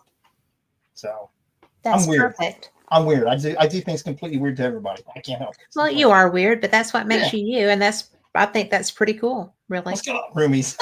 I mean, yeah, that's Mark Addy. Hi, Mark. But yeah, it's just a different way of looking at things. Like I said, I'm with my ADHD. I can't play by rules. I don't play by rules anywhere. It's like paranormal. You never investigate alone. Bullshit. Never channel 50. Bullshit. Never do bullshit. I don't like nevers. Nevers are absolutes, and there aren't any absolutes in what we do because it's anomalous. But that's one thing about if you investigate with Joe and Jason and myself together, you're going to have some kind of different experience. Whether it's paranormal or not, it won't matter because we push the limits of everything and we push each other to our absolute limits. And it's when one of us says that, okay, Teresa, I do it with everybody though. Teresa's like, I can't go any further. I'm like, can you not go any further? Or can you just not go a full step further? She goes, well, I think I could take a half a step. I said, then take a half a step. Know your limits and know when to say when, but also don't limit yourself when you're just getting there, because every great experience, every great new discovery was just on the other side of that next step that you were afraid to take. Somebody was finally brave enough to take that half step and go to the next level. You'll never get to the next level if you always walk up to the right this one spot and stop. We were investigating a location. Yeah, we did. And we were filming it. I just saw that. I'm Joe? sorry. We were Oh on my the God. USS. We were on the USS Edson, and there's a hold on there where a guy had actually put himself down in there and sealed it and suffocated. It sealed airtight and suffocated himself and committed suicide. So we didn't seal it, but we stuck Joe in there, and it was summertime. There's spiders all over the place. We stuck Joe down there with just him and the camera, and he's terrified of spiders. Oh my gosh, poor Joe. Joe, I'm so sorry that happened to you. He agreed to do it. He didn't have to, but once again, did you know there were spiders when he agreed to that? Oh yeah. But on that same aspect, when he agreed to do it, you guys were upstairs. Yeah, but then we told him. Then he looked when he got downstairs. And then we after told him we saw a to couple it. spiders, and that's when he said he still did it. But on that aspect, there's a thing that I say all the time: are you experiencing a manifestation, or are you manifesting your experience? Both of them are cool, but only one of them is paranormal. That's true. So by putting him in that situation and putting yourself in that situation where you're already heightened, your instincts are absolutely heightened because of fear. You're absolutely going to be observant of every little creak and sound around you. That's true. Anything. You're now you're going to experience everything around you. And now that's why you have to take the camera with you, because you have to determine later on when you review it, was that something I experienced as absolutely paranormal? Was that something I manifested to experience because of my own energy, my own fear? But that energy you can that you're manifest putting a lot out, with right, fear. Right. Yes, but that's why the camera gives you the chance to go back and review it later. Your memory is going to be different than what you actually filmed. Yes. But you put the two of them together, you have one hell of a good story. You have your personal experience. You also have the video of what actually transpired, what happened. What did the spiders say, Joe? Get out. Joe in chat said that he heard the spiders talking to him, and I want to know what they had to say. We're going to bite you. We're coming for you.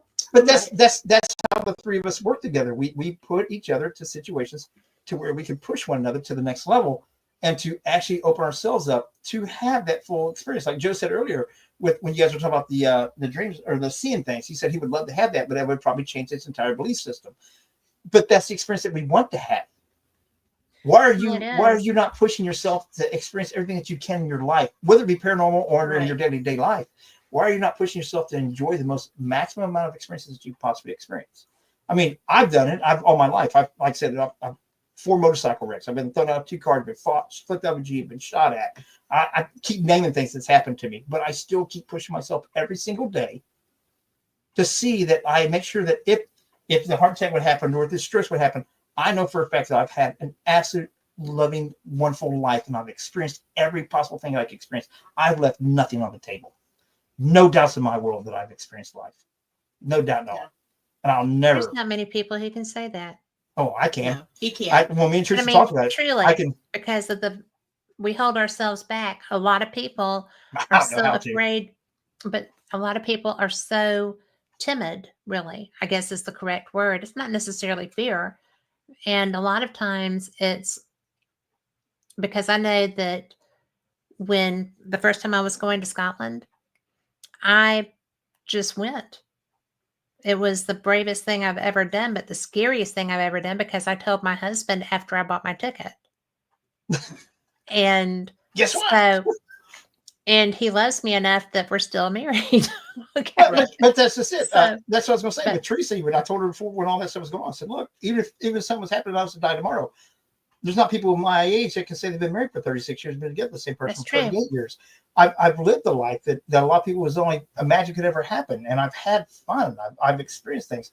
I put myself through absolute hell, but I've had a good time doing it. Was some of it stupid? Absolutely. Would I do it again? Probably. Yeah. I'm an idiot. Well, but the stupid things are where we learn. The stupid things are where we understand. Right? Yep. Different things about ourselves, different things about the people we love, different things about the world around us. if you don't step out and kind of get a little freaky with it, then you're not going to ever know. Exactly. Right. That's where Knowing is a good thing. well, that's where the three of us together is a good thing and a bad thing, because we do push each other. But if it wasn't for doing that, we wouldn't have Dark Realm TV. We wouldn't have LEP production. We wouldn't have a hot sauce that's in the works. We wouldn't have worked with an energy drink. We wouldn't have Bodie the Bigfoot and now Dougie the Dog Man that goes out on the big conventions with this stuff. Right. We challenge and we challenge each other at every level. We push each other to do something more. And it's not Dark Realm TV. It's not about us. It is truly about the paranormal community. We're not here to make millions of dollars off of it. We're just here to give people a platform. That's our whole belief in this thing. As a person, I am appreciative of that because, like I said, I've done this for 10 years. I love every time I get to talk to anyone. Oh, absolutely. Because I'm learning with every show. And, I've talked to so many people. I got as paranormal experienced before Fate Magazine Radio. I was credentialed for the very first Alien Con and the one after that. And then they started hitting during my girls' trip to Key West every year, and I didn't do anymore. Set priorities. But Right. Absolutely. But I was not supposed to be there. Right? I was a paranormal show, and they respected my work and let me come. And then I started doing other UFO conferences. And so now I have my friend, my camera's I love backwards. But, and I went to Area 51 last summer. Oh, And, cool. All the things that I would never have done if I had not thought, because Frank Lee had me on his show once, and I thought, I really like this. I think I would be great at that. And so I approached the guy that owned that network and said, I'd really like to do a show. And ta-da, And then I got offered Fate. And I'm not stupid. I said, yes, please. And so, so now I do both of them. And it's so much fun because, I have friends like y'all who we've met once, and that was fantastic. In person. Yeah. Right. In person. We've met before that several times. Yes. And, Denise Pridemore is a dear, dear friend. And then Lori here is my travel buddy. We went to Scotland both times. And, there's so many people I've met through the paranormal, through ufology, through, even though I don't investigate cryptids on purpose, then, it has happened. It has happened. I'm going to just be blunt about that. But it was scary and freaky. But I love what I do. I love this field. I do too. And it's so addictive to be when you're investigating. It's just so fun. And it's actually filled with a lot more good people than it is bad. You hear nothing but the drama and bad. But there's so many good people out there. But that's what I was saying with Dark Realm TV. It's why we started, because there's so many people out there that have great stories to tell. Like having Fate Magazine Radio on the network and stuff, that have these things that they need to get there, and to be on a platform like Roku, and we should be on Fire Stick here real soon. And once we get that one up and going, we're going to apply for Apple TV. We're going with the 3 largest streaming platforms in the world. It's very exciting. We are on the same level as Netflix or anything else, ABC, NBC, or anything like that. We're actually better than it's actually better than the big 3, because streaming is it's just so much more freedom for the masses. You don't have to be tied to a television. You don't have to be. And I think that streaming is just such a gift. It is definitely the way of the future. Denise. But there's so many people though that Joe was asked to be on another network before we launched this one, and because we had already been talking about it, so I'm like, dude, go for it. That's great. That's awesome. Then there's like, well, how many followers do you have? How many likes do you have? Why are you on here? Oh, you don't have enough people that we can't have you on our network. And we've heard it since I've been in the field. Everybody was all the time, I wish there was a place that everybody could go to. I wish there was a place that just everybody could go to. You didn't have to have all this and have clickbaits and all that stuff. You don't have to talk about demons. And we sat down and we said, hey, it's time to put up or shut up, boys. Let's do it. and we push each other, and we're like, bet you can't. Why not?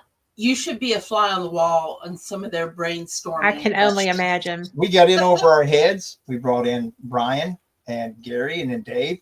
They're the tech people behind it that wouldn't exist without Dave, without Brian, especially. Brian does 98% of everything behind the scenes. He's amazing. But it took a team. We built a team to do this. It took us a lot of cussing and discussing and mad and happy and I quit. You can't quit. You can't quit. You can't leave me. You're my brother. Da, da, da, da, da. Yeah. And we've been through it all. But we've always stood by each other. And we wanted to build something that was for everybody. Whether you're a paranormal investigator, whether you're cryptid, whether you're UFO, whether you're urban explorer, urban exploration, whether you're into, because we got horror movies on there too. We got people that bring their own indie horror movies there. And we wanted to give everybody an outlet to be able to put things on there. And people that don't want to do it but want to watch, we wanted to give them a sense of places they could go where they could watch actual paranormal investigating, not what you see on primetime TV that's made for entertainment. Joe says Right. that lots of Fortnite meetings. We game That's together the- quite a bit. Well, Joe got you me know- playing. Good night, Denise. But I think it's so special that if it weren't for Carl, I wouldn't be here, right? I mean, I Carl's wouldn't good, be. And so I just am so fortunate because I don't know.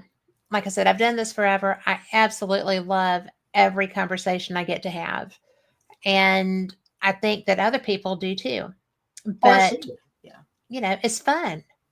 Yeah. And And it's a learning, like you said earlier. It's a learning process, and we're thrilled as hell to have y'all on our network on Dark Realm TV and be a part of that. That's Thank wonderful you. to us. That's absolutely wonderful to us, and we hope that maybe this is a stepping stone that some other bigger network sees you guys on there and says, hey, we really like you guys. We like what you guys are doing over here at Fate Magazine. We want to see you guys get to this level. You know what? Go. We're not holding anybody back. We don't sign any contracts with people. We don't own your stuff. We don't own the rights to your stuff. It's yours. We just want to be able to put it out there on a bigger platform. We want to put you out there on a larger platform. well, Give I you a just bigger like being part of a team, I guess. We all do. And it's just really fun. And the things that I have learned about y'all, just because I'm nosy, I Messed start up. looking around and poking around and kicking the tires or whatever. You go on my And- Facebook page, you see I don't hide shit. I know, right? No, I should shut up, but I don't. Well, my whole thing was, got in trouble when I got hacked. Yep. And so my profile got damaged. And I was just like, I don't even know because I'm so straight, right? I'm just like, I don't even know what to do. I've never been in trouble before like that. So not that kind of trouble. But anyway, so let's clarify that. So, I was just like, I don't even know what to do. And so then all of a sudden there's Carl. And I'm like, man, I love you, man.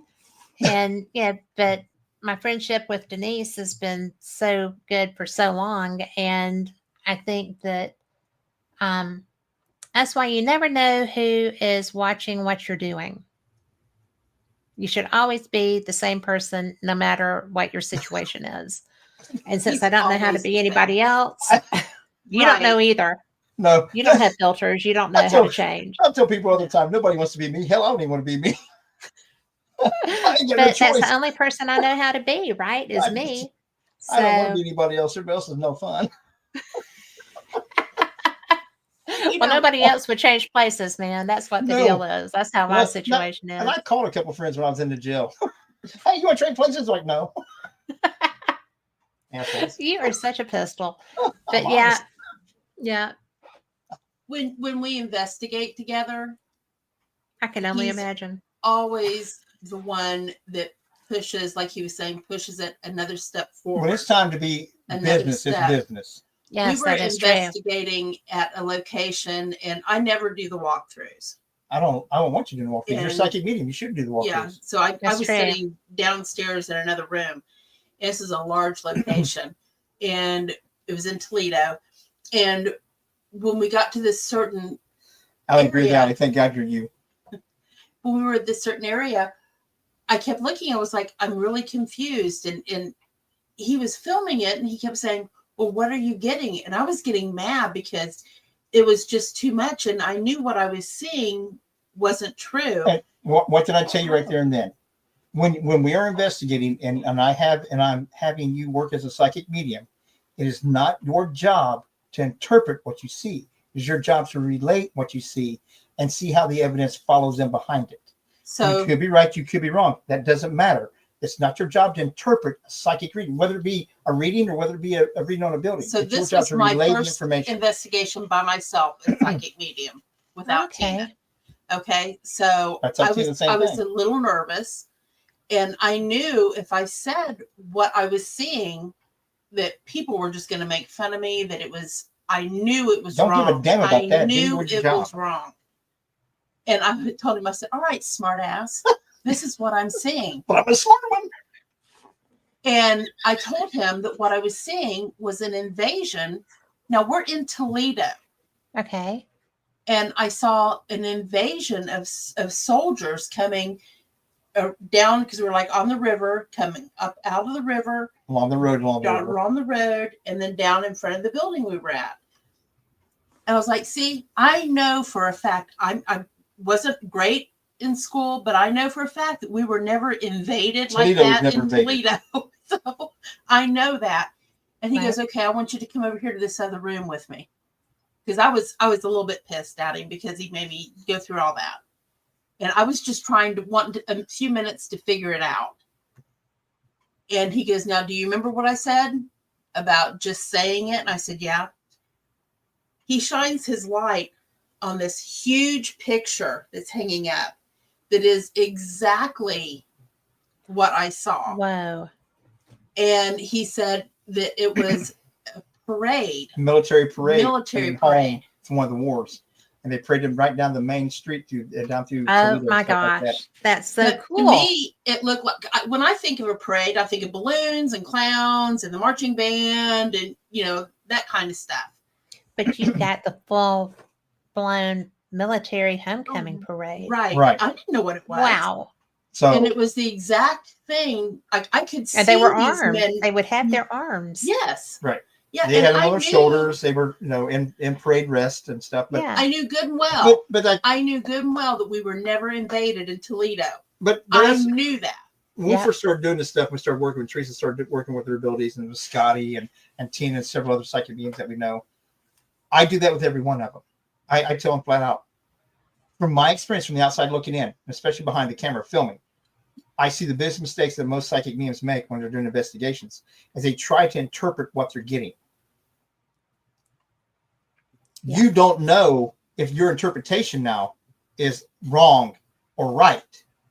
Your job is, to me, when I'm filming and we're investigating, and especially if we're working with a family in a household, we're filming this for evidence and stuff, not to put out, but for evidence. They're going to let you know whether you're wrong or right because it's their experience. You're seeing they're living. Your job is to relate what you're seeing. That gives them confirmation. That gives you confirmation. That lets us know what track we're on while we're filming and what we're trying to go back through evidence review. Your job is to just tell what you see, what you hear, what you feel.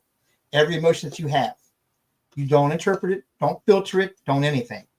Because you don't know that what you're saying. Like that one time we someplace, Brandy Marie.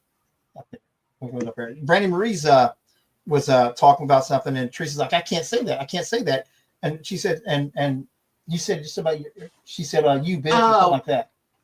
Brandy had an issue, and we were trying to get her. We'd gotten her out of the room, and we were at a safe area, and we were trying to get her to talk it through and stuff. I'm trying to also cleanse her and sage and all that stuff. I was like, I kept getting this. And I was like, I can't say that. I can't say that. And finally, I was like, Brandy, I have to tell it. I just keep hearing this over and over again. And it keeps saying, suck it up, bitch. And they started laughing at me. Brandy and Tina. Yep. Because Brandy's mom had passed away. And that was something her mom would have said to her.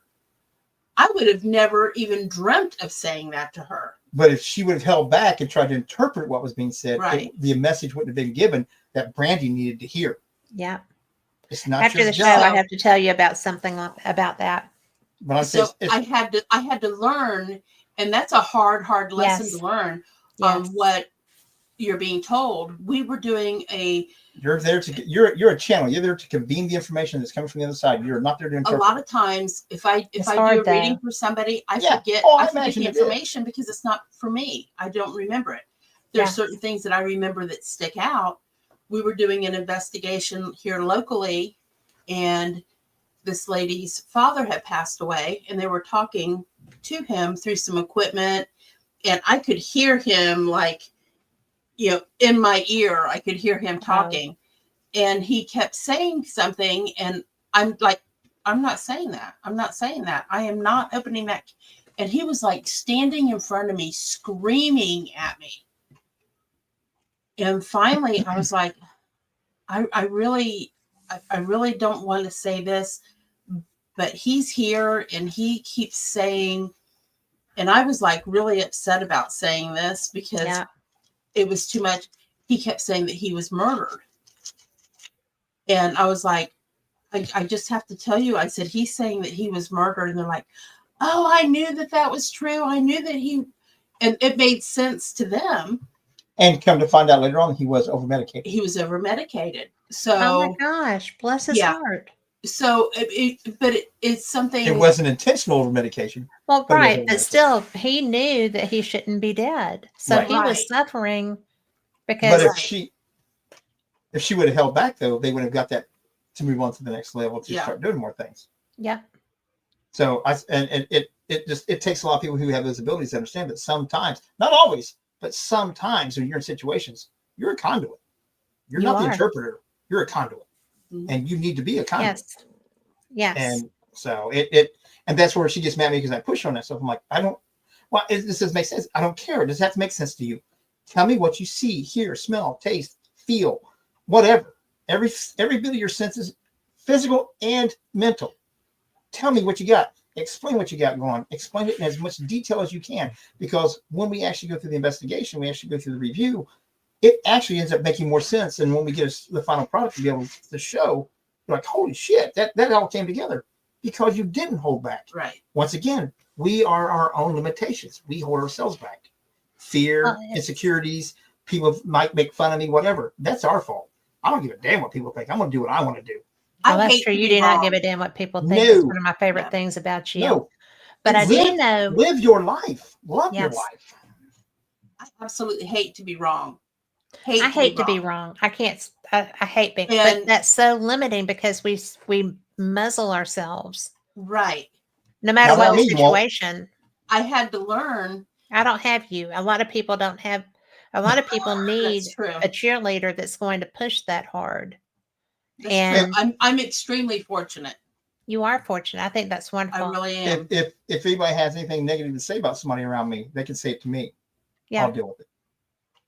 I don't care I whether mean- it's her, you, or anybody in this chat room. If you got something negative you want to say about any one of these people, come talk to me. You want somebody to pick on her ass, come talk to me. Jason's the same way. Joe's the same way. That's the three of us together is it really is, in my opinion, an unstoppable force. We Yeah. will go and do exactly what we plan we want to go and do. Has some of our adventures and stuff not worked out? Yeah. Did people say that they failed? No, they didn't fail. We learned something and we started another adventure. Exactly. We don't ever stop. We don't ever quit. And I'm going to say this, it's going to be cheesy as shit, but the three of us are extremely blessed that we have our wives behind us because they are extremely supportive. We couldn't do half the stuff that we've done if it wasn't for them going, do it. I dare you. What's the hurt? I have that husband. They're always on our side. They're always behind us. Yeah. Even when we're being stupid, they'll look back and they'll grab their phones and go, wait a minute, 911, and get ready to hit Get dial. ready. But they don't tell us we can't. They don't tell us we can't. They tell us But they're just ready. They're just like, ready. okay, Yeah. but let's get ready for let's get ready for the fallout because you guys are going to fall out, and we do it anyway. Question. So, Before you started having your health issues, okay, were you this assertive in your life and all of the facets of your life? yeah, I was Were you? probably about 11, not about 12 or 13 years old. Up until that point in my life, I was so extremely shy. I wouldn't ask His somebody. mom verified this I because wouldn't I ask- didn't believe it. I wouldn't ask somebody. Yeah, we where need their verification bathroom on was. that. No, Yeah. I would be in a public place. I wouldn't ask somebody where the restroom was. I was too embarrassed and too shy to ask it. When I was younger, I was that shy, that self-centered and scared to that people would pick on me or do this or do that, this. And what happened was it was because of my ADHD. Everybody's like, oh, you know, you need to sit down. You need this. I was the bad kid. I was this. I was that. Even though I kept straight A's through school. I kept straight A's through school. I was a 4.0 grade until I got my sophomore year in high school. I was a 4.0 grade student all the time. I kept on a roll all the time. But I realized that I was watching life, not living life. Yeah. I was always on the outside looking in. And that in the grand scheme of things, that their opinion of me didn't make me. I made me. And then Robin Williams come along. Yes. And I could relate to him so much with that whole persona and how he was and as wired as he was. That was me as a kid. And I saw it and that I could now be me. I wouldn't hurt anybody. Nope. Wouldn't hurt myself. What do I care what they think? In a few years, I'm going to graduate school. 90% of the people I will never see again. They'll never be an influence in my life. Why am I allowing them to influence it now or any other time? And I flipped that switch and went from not being able to ask where a public bathroom was to absolutely not giving a rat's ass what anybody else's opinion of me, because it was my life to live. I had the philosophy, and this is a bad way to put it, the way I always said it. Time, if you looked at time as the concept of the notion, an adult male in the United States at that time, life expectancy was about 76 years old. Yeah. Now, if you look at it in a biblical sense or a scientific sense, you either got thousands or millions of years. 76 years is like one drop of piss in that big ass ocean. It's my drop. Yeah. It's my drop. It may not mean a thing to the rest of that ocean, but it's my drop. And I'm going to drop it when I'm damn well ready to. That's I've never very looked back. liberating. I've never looked back. Nothing. I don't care what people say. They're entitled to their opinion. I like it. I respect it. And you can put it in your pipe and smoke it. I don't care. Yeah. I will respect you and respect your opinion. I ask for the same thing. If you can't do that, then kiss my arse. I don't care. I will still respect you and your opinion, but I'll still go my merry old way and do my merry old thing. Not worried about it. That's just, I flipped that switch and just never looked back. I've enjoyed my damn life. Like I said earlier, if I was killed over right now, I had a great time. Yeah. Hope y'all have a Teresa, few laughs on me. Teresa, do you do that? No. It's difficult to contemplate sometimes. It is. And Because, and I think some of it, Exactly, we were talking Jill. about this some the other night, you know, when the way I was raised, you know, you don't want, you're a young lady, you don't want people to think bad about you. Be careful. Kat knows what I'm talking about. I do. You know, that's how I'm Southern, okay? But I was raised, my dad's from Kentucky, Sorry. mom's from Texas. there you but, go. But on that same note, I don't care It how is. good you are. You're a monster in somebody's story. That's their story of you. And no matter how good you do, somebody still thinks there's something bad about you, or still, and it's usually their jealousy or their insecurity. That's society, and that is jealousy. Exactly. Mhm. So why worry But- about their But opinion? when you were, But it's hard not to, because women, is. Southern No, listen. women, were raised much differently. And I think Yes. women, as a rule, are, because, you know, It isn't You that don't hard. want people, We say that. your parents have drilled it into your head. You don't want people to think bad about you. Then they think bad about us too. You know, how have we raised you? So you had to be careful on what you did. So well, I got who past you- that. So, Oh. because of terrible parents. Hi, Susan. Oh, But see, I didn't have that. I had great parents that, you know, Oh, you don't want to. mine were amazing. Yeah, that's They what should have bit my head off a long time ago. you don't want. To look, you don't want people to look bad on what you do reflects your parents. So you don't want it to look bad on them either. Yeah. But I also tell people all the time, and I still tell them to this day, how I am and how I act and what I say and what I do not reflect that on my parents. This is not how Yeah. they raised me. This is who I made me into, and the world made me into by the And the- choices, Well, and it the is the decisions, and my world. And the experience. perfect example of that is his mother, God love her heart, Rest in peace, Mama. was very much Baptist, Southern Baptist. Southern Baptist. Very Okay. Southern Baptist. We and did not believe in what we do. We're chasing the devil. Yeah. So, You demon So- chaser, you. Yep. so when we moved into the location that we lived at, Poasttown School. that was very active, she wasn't going to come see us. Nope. I'm not going there. I'm not going. Well, she finally decided that she wasn't going to let Some superstition. some superstitious building keep her from her family. So she came Go to see her. us. Well, we were sitting. She was sitting in a chair. She was sitting in a chair in the kitchen, Oh no. and we We're on the other side of the kitchen. One of those concrete nails. you know, those square concrete the nails. old square concrete nails. One Yes. came out, literally, we watched it, came out of the wall She said and flew 6 and feet then, or so against from the wall in the middle of the room. and skittered across the floor in front of her. And all she said, she is, how peculiar, and just went on. And we were looking at each other like, And- oh my God, did you see that? And did what? That would be an Dis- oh my gosh. Oh my gosh. She went on, said, how peculiar, did what? Dismissed it. Oh yeah, very Completely dismissal. dismissed it. Nothing. But my pay grade, but my reasoning, don't care about it. Not my problem with it. That's great. That's Completely. That's how I used to be. Completely dismissive. yeah. Well, It's just a simpler way of doing things back. Yeah, hey it was. Frank. Yeah, but Teresa, no, Teresa's always worried, and she still does. She's still worried about what people think. I'm like, tell them if they got a problem with you, come talk to me about I'm it. getting better. It's hard. And nobody ever It comes to talk really to me Well, about is. it is a whole different, I mean, same background as far as, you know, you don't do that.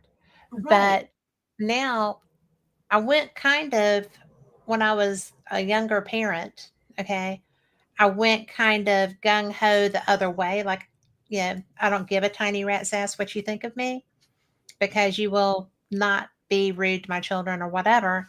And I'm still that way to an extent, but I went very assertive. The aggressive toned down and the assertive took over. And Right. so, do I tolerate fools gladly? Not even a little bit. Will I shut somebody up if I need to? Well, absolutely, I will. But most of the time, they won't know that I did it until after they've walked away and they wonder why they feel like that. My dad you know. says there's a way of telling somebody to go to hell that they look forward to the trip. Exactly. Yes. Well, Yeah. but that's a. We always said that's an Irish gift. You know, Well, I Irish have is, that too. and I have I that have ability. Irish, Scots, and Cherokee. So, and But Porch Creek. my thing is with my ADHD, I don't have the time and patience for it. I just rather tell you to go to hell and be done with it. Well, So I much have- easier. To the point. I have ADD because the hyper side kind of wore itself out. Not yet. But I do have ADD, and it's very interesting It's because I mine just still came get back. to fixate stuff. Yeah, like I'll lock down and fixate on something because that's how anyway. But when I will fight battles, but a lot of times I just don't have patience to put up with anybody's crap, and I'll just stop them. And we were on a tour in Scotland 2-3 years ago, and it was a horrible, horrible tour, and it was terrible because I'd promoted the fire out of that thing. Well, there were no beds, there were no rooms. I got dumped on the side of a road in a nasty hotel that had bed bugs with my travel partner, and nobody knew where we were. Oh shit! So- I'll be so mad. And I was just Uh-huh. like, well, my friends started panicking. I'm like, we don't have that luxury. We can't just run off into the night. We were there. The British Right. Open had just finished. There were no rooms. I mean, it was crazy. And so I'm just like, we're not moving until somebody knows what's happening. So that worked out. And so, that person that ran that tour tried to step into my face because she stomped her foot at me, like coming at me. And I was like, Sorry. you're the stupidest person I've ever met in my life. So anyway, I will say that if you ever want to go on tours, don't look for mysterious adventures because you won't get one. Oh, it's mysterious, all right. Yeah, well, it's mysterious how anybody can be that stupid and still manage to try to run a business, but I guess everybody learns. Well, have you seen how many things I've tried? Well, the husband tried to stomp like at Rick McCollum, and that was never going to be a good idea. So, it's just like two separate instances. So, but that's the difference because the Southern in me was like, don't slap this person sitting here in the middle of Stirling Castle. People will talk. You might go to jail in a Scottish jail. We'll just handle this, you know. Yeah. So, but see, my philosophy is because after I got a little bit older stuff, because my family's like Southern Baptist, I ran around a lot of years running around with outlaws, rednecks, and bikers and stuff. So I have the mentality of memories are a lifetime, jail's temporary. Slap that bitch in the mouth. Yeah. Well, we're swinging. It was like a hair's a frog hair. It was just like that close. Yeah. So, but by the same token, the energy that surrounded my second trip, which we all decided we'd had such a bad time that we went and took ourselves and hooked up with our friends in Scotland and went from pillar to post. It was fantastic. And better that way. It is better that way because you don't have people that are trying to be, better than they are or trying to be that person. They're just being people. They're being themselves. You're just being yourself. You're having a good time. You're having experiences. It would be like if I came up there and investigated with y'all, we'd just go off and we'd have so much fun and we'd go to these places and we'd do these things. And that's what it's supposed to be like. The camaraderie and the friendship and the, everybody knows where everybody stands. It's just, y'all are so fantastic about stuff like that. But we love doing stuff with other people. You do, and you're great at it. It doesn't matter. It's for our team, Hindsight Paranormal. It's just the two of us. Yeah. Well, no, it isn't. Jason's a part of Hindsight. Well, that's true. We're part of LAP. We're part of LAP. That's right. It's never just the two of us. But we never. And he's never alone. We don't do things just the two of us. Yeah, it's the best investigating with great people. Tanya's our safety coordinator. Jason's wife. No, that is Jason. That is Jason. Yeah, but I'm saying Tanya. He's on his wife's thing. That's Jason's wife. She's our safety coordinator.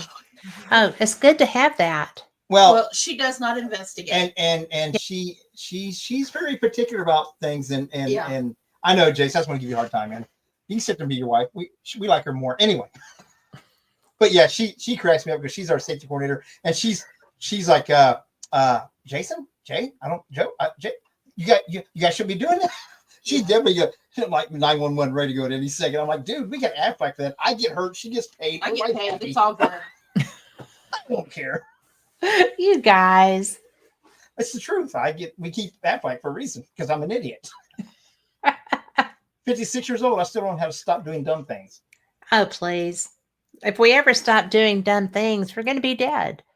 Exactly. I'm okay with dead. I'm okay with dumb things. He'll still do them then. I tell people all the time. Well, yeah, because we're going to be the pranksters. I'm going to be goosing people. I'm going to be Tina like. that. Yeah, I told Teresa's friend Tina. She's like, we all talked one time about why we paranormal investigate. And I said, well, I'm going to find out if there's really a way to stay. And if there is, I want to stay. And I said, trust me, your showers are going to be the same for a little while. She goes, you're an idiot. What are you going to do? Slap me? I'm going to goose you. Yeah, right. Every time Jason gets up the stairs in the basement, I'm going to goose his ass. You can bet on that. He'll know that I'm there. He'll be go up the stairs from his basement. He'll go, oh, damn it, Jay, go home. Right. What are you doing here? There's so many things. What is the first thing you're going to do? Well, when I die?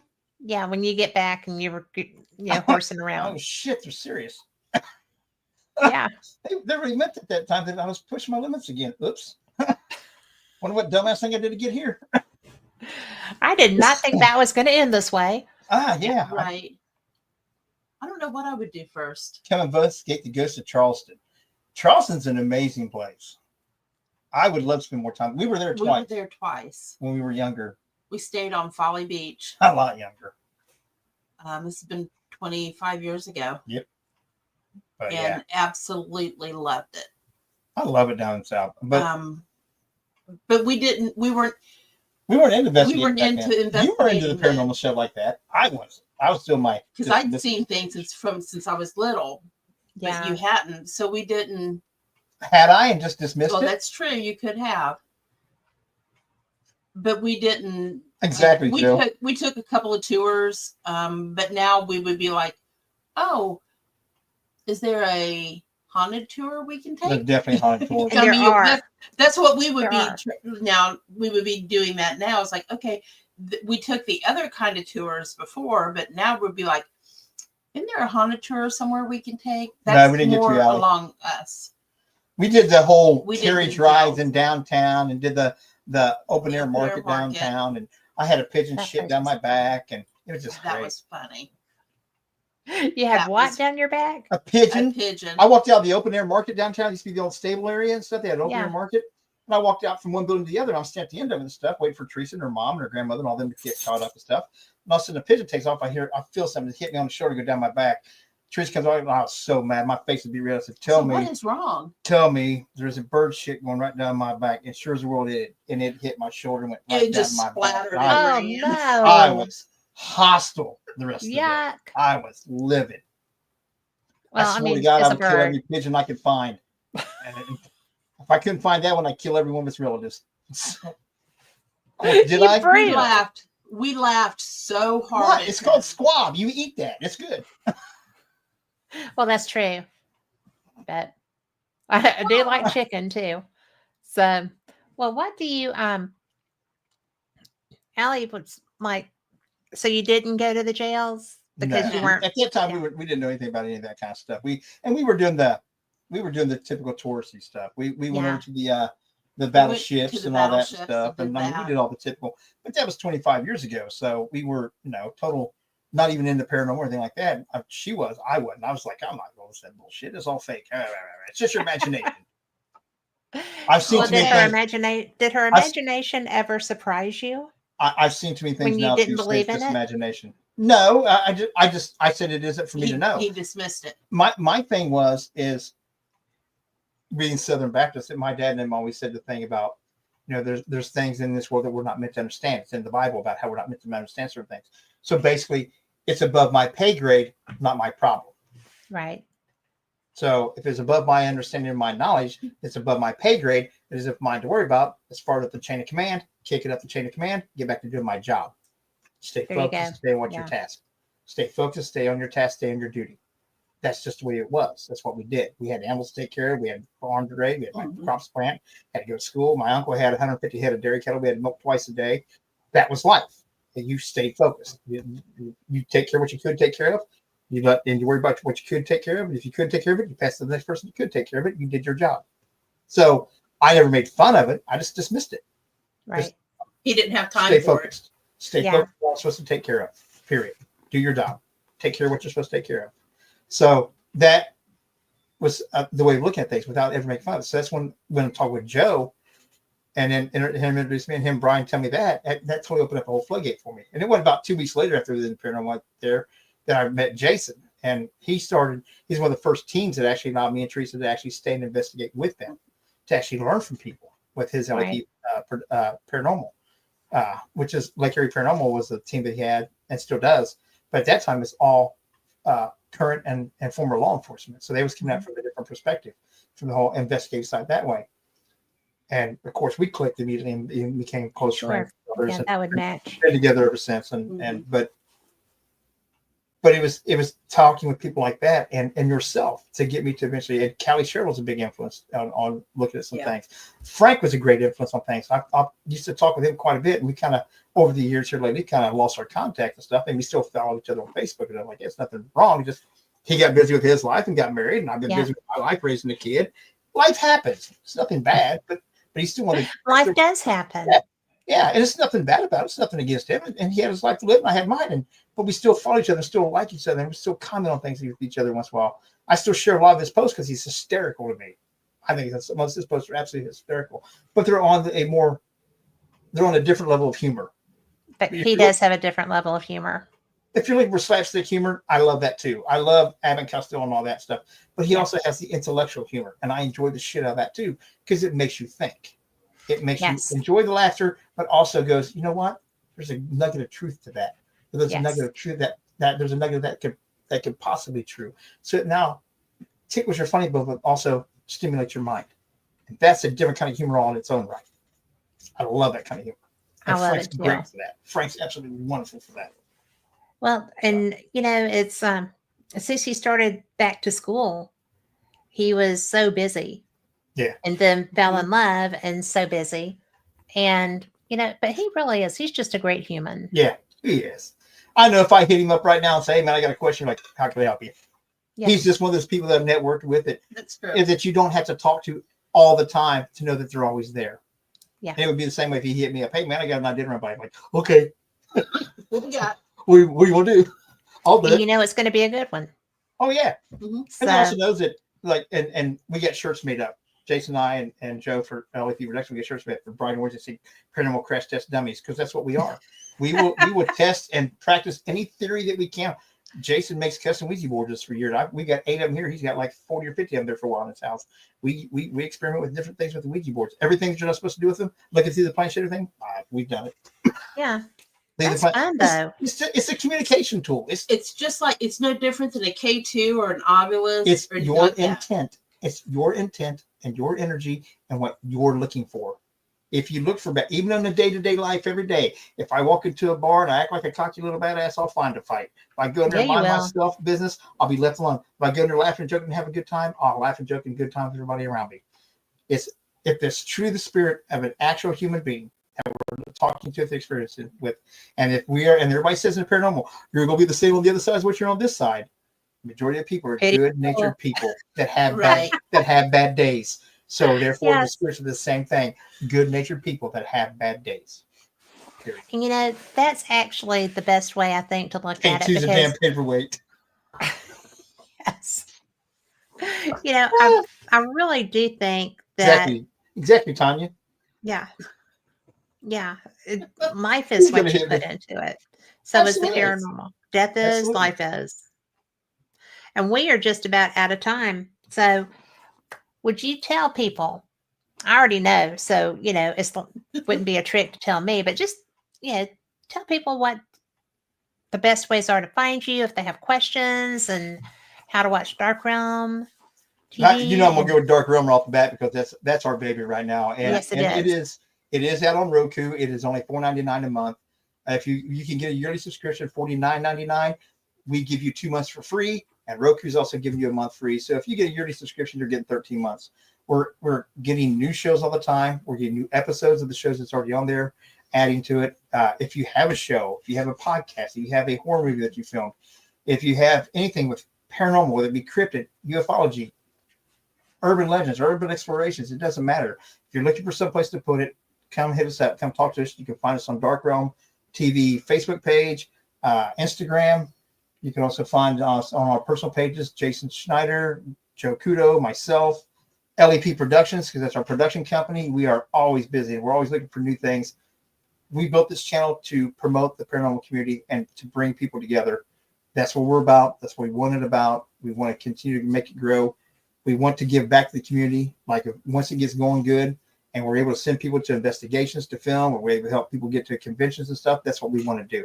It's not about us lining our pockets, not about us and our egos. It's about building the community that we all say we want, and a place for people to have that outlet to give that information out for not only other paranormal people to find, but also for the general public to see exactly who you are, what you are, and how you do things. We're here for the community. We want to build a community. We're going to continue to build this community in a positive light in a way that it needs to be done. Yes, Joe. I love that. It's so important. Everybody gives lip service. So few people do it. Thank you for doing it. We put our money where our mouth is. We did. We got tired of we told each other it's time to nut up or shut up. Quit talking it and be about it. Make it happen. And as Jason said, help us and subscribe. Right. And we're really close to getting launched on. We already are on Roku.